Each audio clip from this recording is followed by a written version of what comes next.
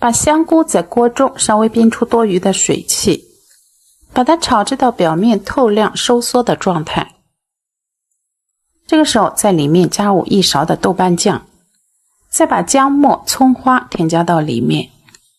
用中小火把豆瓣酱充分的炒香，煸出红油的状态。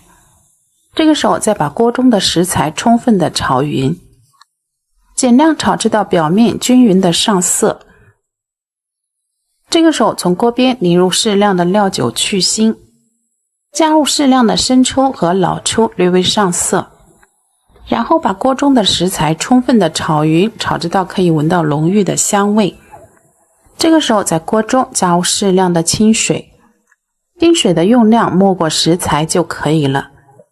然后盖上盖子煮至2到3分钟，煮至到丸子全部漂浮起来。